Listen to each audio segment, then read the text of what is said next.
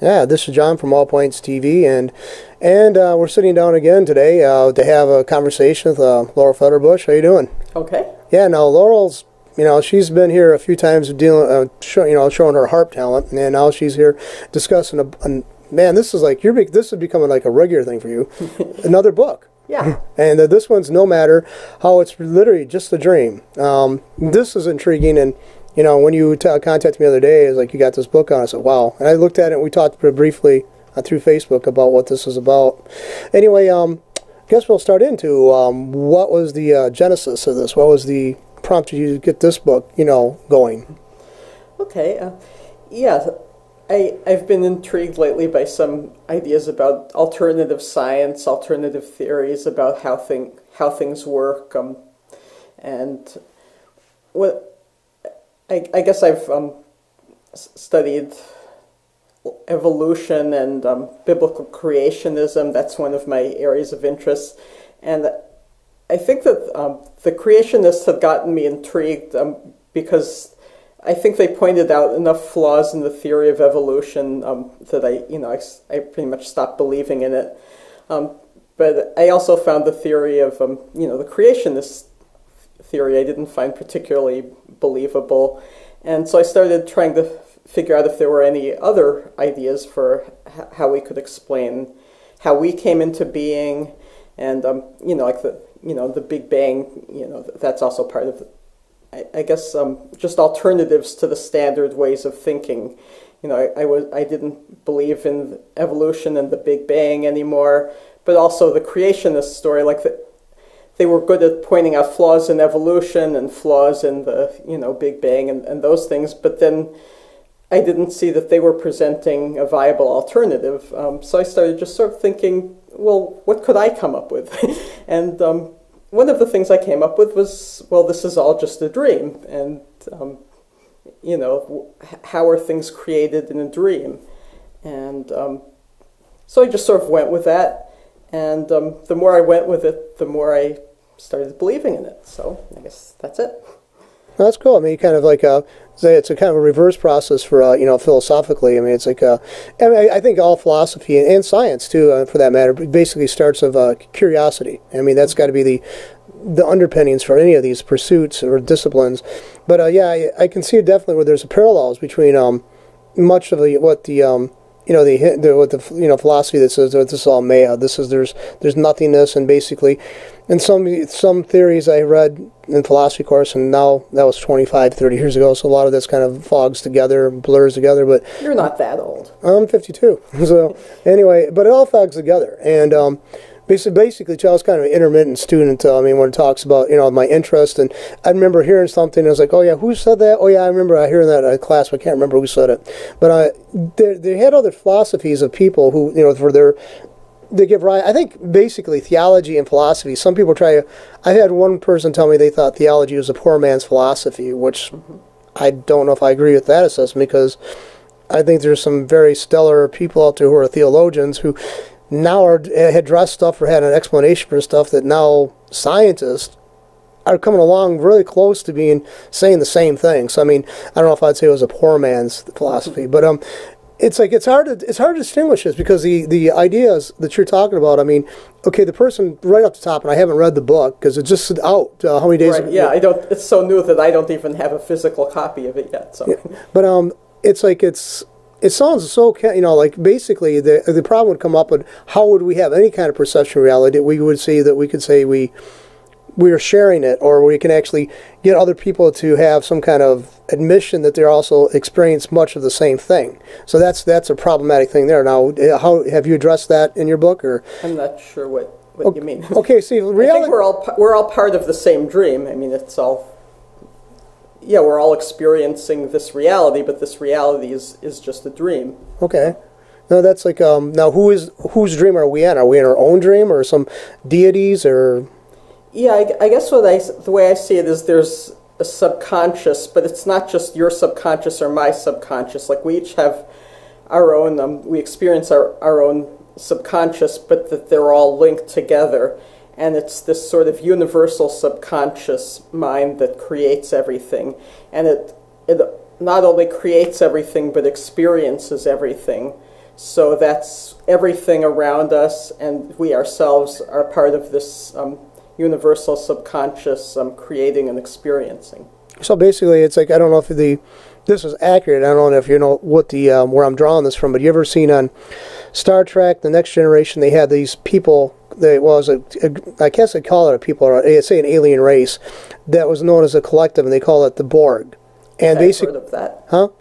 Yeah, I've heard of that. And what they did is they assimilated people, and they brought them all together in these big cube-shaped ships, and they're all wired together. They're outfitted with, like, well, I guess it would be like not cryogenics, basically like robotic things. Basically they become part machine, part cyborg. Cyborgian type of technologies. They had like enhanced. Their activity of their brains is now being easily monitored by all those. They actually were sharing each other's thoughts. They can actually tell what one was thinking. I mean, it's beyond telepathy. Because it wasn't telepathy because there was a kind of neurological interface there, So I guess that's what it. I'm kind of scrambling for the the wording on this, but anyway, and the thing is that sounds so far fetched, but I know that I think this is right off running with us, but I mean. Maybe you'll agree with this. They've shown in history that there's parallels in cultures throughout the world that didn't have contact with each other. Right. There's developments going on at the same time that parallel. Say the feudal system in England and the feudal system in Japan, and they were not in contact with each other. So that's something that kind of explains this. Mm-hmm. Yeah, I think we all experience things in our own lives where things or people that aren't connected seem to be working in concert with each other, like people who don't know each other are suddenly all saying the same thing, or a certain number keeps coming up in various situations where, like unrelated situations, just very coincidental things. You can just have experiences in your own life where people, I don't know, I had this one person I knew who would always sort of reflexively defend this other person in my life that she had no connection with, and it just seemed to me like they were sort of a team, even though they didn't know each other, and I don't know, it just seems like, I think that we can all point to experiences that seem kind of synchronistic, that wouldn't happen in a random chance. Now, I remember this in the movie Crocodile Dundee. They're talking about the walkabouts, and the Aboriginals would actually, without prior communication, would actually drop what they were doing, and all kind of moved into a certain location that wasn't predetermined. Then they would meet there, and they'd have like a meeting, I guess, for basically some kind of conference or whatever, and there was no prior warning. I mean, there were people from wide areas, and they didn't have telephone, telegraph, or cell phones or anything else. So I do think that we've lost a lot of that ability as society's progressed technologically, because we're no longer so dependent upon it. But I've just seen too many incidents personally of people calling each other and say, "Oh yeah, I was just about to call you," and they haven't talked to each other maybe months, maybe years, and they finally got in contact with each other. Or look at developments in scientific things like Darwin's theory of evolution. There was another guy out there who had a theory very similar to that, or had at least the same kind of gradualness in that, in his thinking as there was in Darwin's, and they published a paper, about to publish at the same time. And although I think Darwin did have his quite a few years beforehand, before he was encouraged to actually publish his ideas. So I mean, yeah, there's a lot of instances like the development of the telephone. Two people, I think it was Gray and Bell. Gray had one. I guess Bell got to the patent office first. There's so many. I guess Bell was. Gray was a Canadian, by the way. So the Canadians kind of take umbrage at that yet. Some of them do. We kind of one of our people beat one of their people out for the authorship or connection to that device. So. Yeah, there's a lot of instances there. I mean, but I don't know if in this book is there something that's in your mind when you're writing this, or it's like one of the points you bring up in the book, or. Yeah, I think there are certain sort of themes or motives that run through the subconscious. Like we have dreams based on experiences in our lives. Like if you have experiences, you'll have a dream that night. It's probably likely to be related to those experiences. But within your dream, you wouldn't be aware of what the dream was based on. You'd only be experiencing the events in the dream. So I think our lives and this particular dream we're in is related to events going on in the subconscious mind that creates us that are outside of our dream, that are that the subconscious has like motives or themes that are running throughout the different layers of dreams. I guess I see our reality as dreams within dreams. Like if you think of bubbles within bubbles or rooms within rooms, it's sort of a mesh of interconnected dreams and layers of consciousness. And there's certain motives or themes that run throughout those, and we don't know the origin of those themes or what it is that's creating these events in our life, but it's created from something that's outside of this particular dream. So, yes, I mean, that's intriguing because you can go back and forth on that. I mean, I can see points like there are some people out there like Dennett, I think it is, that has got a very, he kind of dismisses. He basically has got a very, his conception of consciousness and stuff is very much akin to basically input output, very computer model like oriented. Which is which is weird too, because where does the programming to actually come in somewhere to actually to design actual computers, or the other issues, if the idea is like a benevolent God and all this stuff, where'd that come from? Why did that computer like my mindset, that we're supposed to be now, our consciousness was supposed to be formed in the shape of, where'd that come from within that from within that, it is basically, I don't know. There's a hard to conception because I try to think as we're talking, and it's an intriguing book because there's so many things of philosophy. Your basic philosophy course starts out introducing the idea of the mind-body problem. Descartes, and you go into that. And when I was an undergrad in that, studying that, I didn't grasp the whole of the because to me it was like counter. We're so used to hearing that stuff. We grew up in an era where a lot of that terminology we have a familiarity with, we think, but we don't examine the source or the significance behind it. And we assume so much about our own what we take for granted. Like nowadays, for example, in a more pragmatic thing, about germs. We know about germs. Mom and Dad told us to wash our hands. And I'm in my 50s. So, that idea that, washing hands is a good way to remove that stuff, some of that stuff, so you won't get sick or pass illnesses on to other people is so common. But the ideas of a consciousness, basically, a lot of it is politicized. What we allow ourselves to think of ourselves and what thinking about thinking is politicized by academic world. Basically they're saying, no, that's preposterous. We've already dismissed that. Why you dismiss it? Because you decided somebody made such a great case, or is it because somebody got some funding to get some kind of research or just wrote a lot of books on it? Why is this one? Why can't we approach it in this manner instead of what is considered the canon now? Right. Well, I think that most of the academic world would dismiss the idea of that we're living in a dream.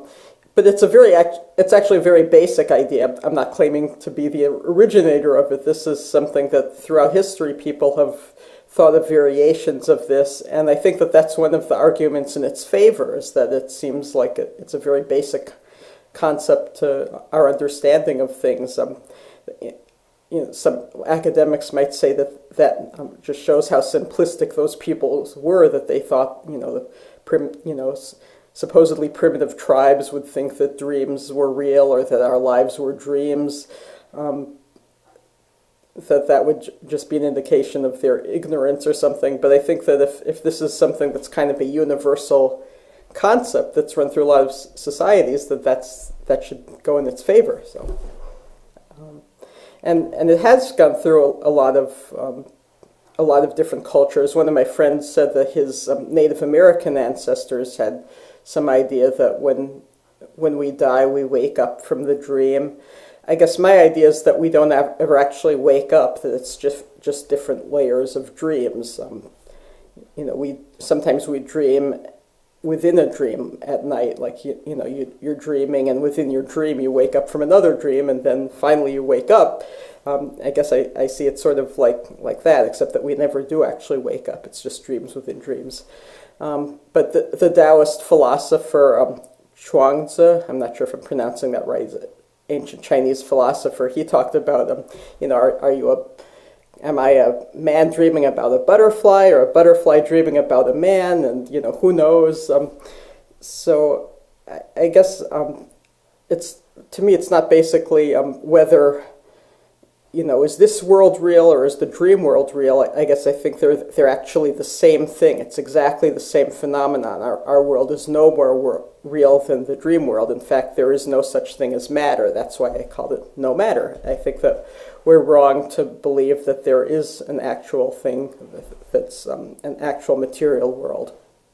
See, I remember reflecting on Star Wars. I mean, because I'm a big Star Wars fan, and also it's coming up on in December. They're going to be releasing the new movie out. Which is basically going to be, for a lot of people out there, that's going to be a major event for the year.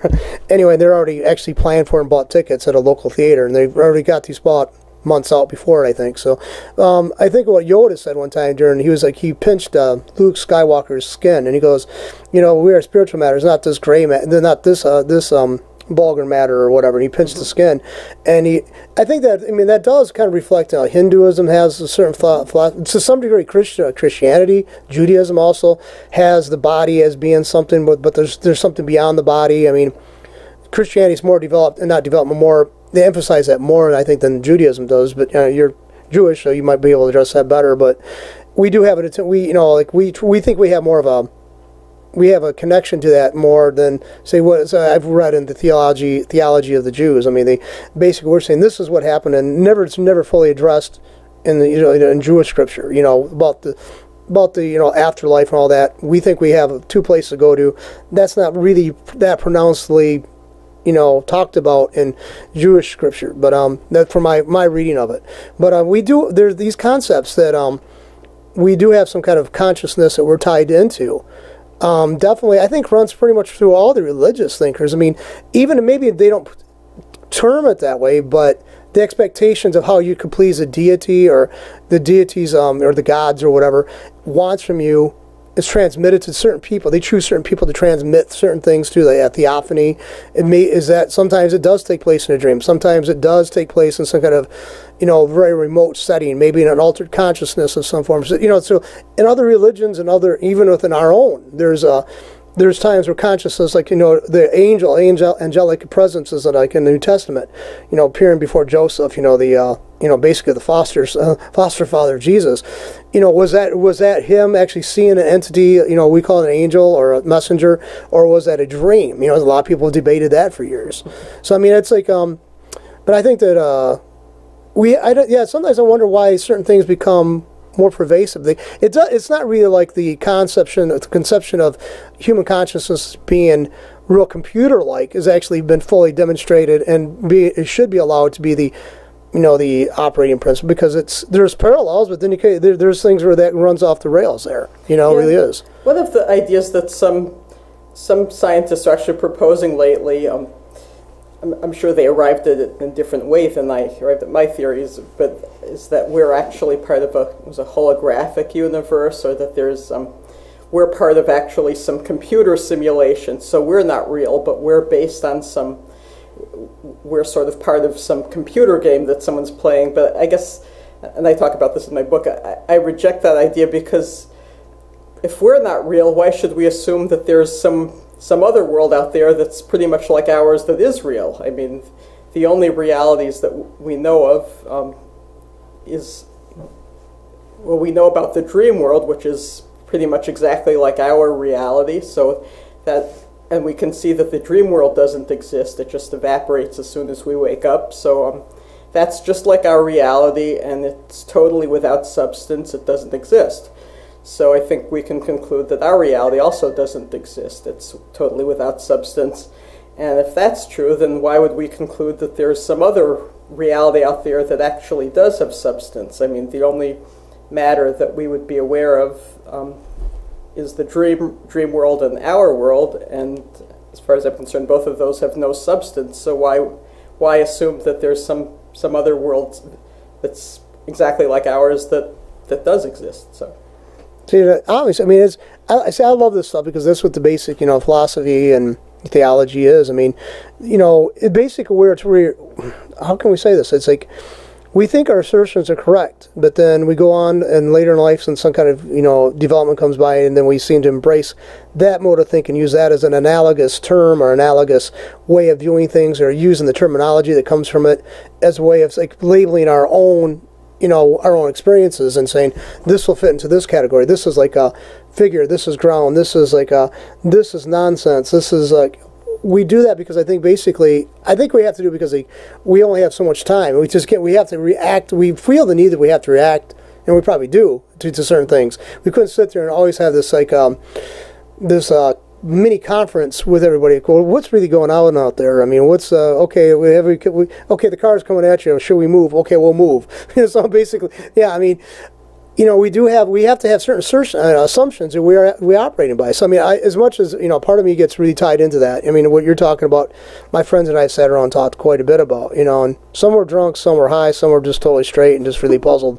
But it is like, I mean, it's a very kind of like it's kind of it's the eternal what if scenario. Things coming generating. I mean, possibilities just always coming up because now we have a new way of seeing things. Like I said, the computer gives us a way of, say, maybe you're trying to use it as a descriptive mode or terms we can put it into. But it's like it's something like a microbe that always just gets away from the probe.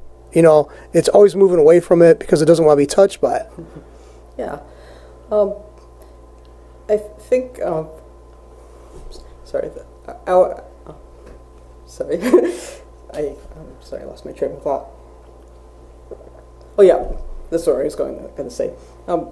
People who have talked about this kind of thing before, and tons of people have, is that they generally tend to be, like you're talking about, theologians, people promoting a particular philosophical or religious point of view, like tied in with Maya. I think the Hindus had some idea that the material world was illusion. But it tends to be tied in with a particular religious belief and some idea about how to achieve enlightenment or something. And I don't think that you have to be part of any particular religious belief to have this view. And I don't think people have talked enough about how it could, the way I'm talking about is as a way of seeing it as objectively, true and not part of a religious belief. And I don't think people have discussed the implications for science or our if, for example, the creation of matter or the creation of our world wouldn't involve energy, because when you dream, if you dream about a freight train, it doesn't take any more energy to dream about a freight train than it takes to dream about a bicycle. So creating something. There's no particular amount of energy that you need to create something. Dreams, the subconscious just creates the images in its dreams. So the concept of energy being needed to create things would be just totally wrong. And similarly, the concept of space, where do the things take place in our dreams? There's no place that they actually exist. So so the concept of space is a complete illusion, and as we talked about, the matter is a complete illusion, and I think the concept of time would be an illusion too, because time, even though you can measure the length of time that a dream takes, the only reason we can measure it is because we're also in a dream, as far as I'm concerned. So because time is dependent on matter and space to exist, then time wouldn't exist either. So all of these things that we, think are absolutely true, I think none of them actually exist. Time doesn't exist, matter doesn't exist, space doesn't exist, and energy, you don't need energy to create things. So the laws of science that we supposedly have, they might appear to be true within this stream. Within this stream, you can make up rules about, or you can come up with the rules about how things work, but those ideas actually aren't true beyond the dream that we're in. They have no absolute reality to them. Yeah, it's definitely. I mean, I got to get this book because I definitely got to get this book because it's a lot of things come to mind, and one particular thing, and I don't know if you ever seen the movie, but it's called Waking Life. Oh no, I don't know. Definitely, it's basically, it was done several years ago, and I got a copy of it on a DVD, and basically I can't describe it. I really can't. But there's a lot of these things that we're talking about right now that's in your book. It's got some parallels in that movie.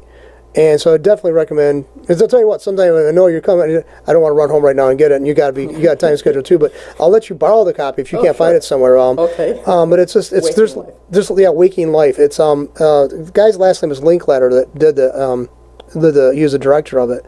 And it's just hard to actually sum up, but a lot of the same feel, a lot of the same motifs, a lot of the same imagery, a lot of the same concepts. I mean, even see right now, I'm thinking through the eyes of what you're saying about this book. This is our reality is a dream. Then basically, it's awfully hard to say put labels on things that we, yeah. So that's where it's coming. It's already affecting me, the thinking. Oh, okay. But yeah, it's good. There's a lot of stuff. I can see a lot of parallels. Let me put it that way. There's a lot of things that are real similar in that movie. And I think you're going to find it really really interesting. And maybe you can, maybe there's some things that just help, even maybe be a cause of another book. Sure. For you. That would be interesting. But no, definitely this is like this is definitely brain. I mean, this is because I really don't think we can always so secure about challenging what we consider the canon. And it's what my observation too is like, we have people out there who are supposed to be scientific, but they try to go way beyond the realm of science. And basically, science is very pragmatic, very practical. There's some theorizing, there's some imagination going on, quite a bit of imagination going on to actually learn how to. You got to have imagination to actually come up with a way of testing your theories, or testing anybody's theories. But a lot of times they speak so authoritatively beyond the information they have because they think they can use conjecture or extrapolation from what they do know to things that are not exactly cover the original premise. Right, and I realize this idea is probably unprovable too, so it wouldn't be considered science. But science, I think, isn't capable of knowing everything, and a lot of scientists would actually agree with that. Most of them wouldn't agree with my book, but at least probably a lot of them would agree that scientists are not capable of knowing or proving everything. So I guess that's one thing. One thing I was going to say, when I started, the more I got into this kind of idea, I guess I went through a period of being very depressed by it. I mean, there is something kind of depressing about the idea that nothing is real, that it's all just a dream, we're all just characters in a dream. But I guess my book isn't totally bleak and depressing because I guess I decided that I think that love has a certain reality to it, because I think love transcends dreams. Like, if you love someone, they sometimes can appear to you in your dream, and if you see someone that you love in your dream, you wake up and you're still touched by being with them and by the feeling of the love that you get in the dream. And talking about dreams, years ago I had a dream that love was actually a bigger thing than what we think it is. Like, we tend to think of love as just a feeling and kind of a cheap, hokey feeling at that in a lot of situations, but that I had this dream that love was actually some kind of really powerful, creative force in the world that we just had no clue of exactly what it was, and that had these enormous dimensions to it. So one of my ideas is that maybe the entire physical, or what we think of as our physical world, is actually made of love. Like, some people have this idea that everything is condensed light or something like that. Like, one of my ideas is that maybe everything we see is some kind of condensed love, like that love is the motivating force of the subconscious or something like that. So I don't know if that's all true or not, but I do think that love is the one thing that actually is real and does have some reality to it. So okay, I hope so. I mean, as much as I like to say I'm more cynical about that, the idea of love, that the other times I've heard of people tell me about the love that they had for somebody. They can actually, when they are asleep, they actually have this like connection to people who come to them, and it's almost like it is like they're actually there, and they come away with the same feeling. So it's hard. I mean, you don't want to say, well, live like, you can't definitely, you console them to live like always in the sleeping, mode of life. But if there's some solace offered in that, and it's just, let's face it, a lot of people will take, antidepressants, and basically that's a chemical thing. Well, how much of us, of our existence, our consciousness, is tied to the chemicals in our body? I mean, how much does it influence it? We know that, what makes us men and women, sexually active or overly active in the case of, like, say, the Sheens, that kind of stuff. I mean, that's all influenced by chemistry. So, I mean, it's definitely hard to say where one begins, one ends. There's a kind of intermingling. There's hard to separate. And when you're experiencing it, do you really want to sit there and say, well, just a chemical reaction? Why would you do that to yourself? Why couldn't you get caught up in that and live that, enjoy it? So it's a very intriguing book, though. I mean, it's and you can get this through Amazon, right? Yeah, that's correct. And you also got some other ones. You have several books. I'm putting them up on the screen here. People can see them. Yep, and there's one more, I think, too. Yeah, you've been quite productive. You're kind of ringed by them. I mean, basically, you're like surrounded by your work. So, yeah, it looks really impressive, though. I mean, and these in the past couple years, right? Yeah, the novel Life on the Guest List was written, I guess, several years ago, like over a decade ago. But the other ones are much more recent. So they can get them on a Kindle, through Kindle on Amazon, for the Kindle store on Amazon. And also, they're all pretty short. They're all pretty short, yeah. I mean, and they're short, but they're also got the impact you want. I think a writer would want.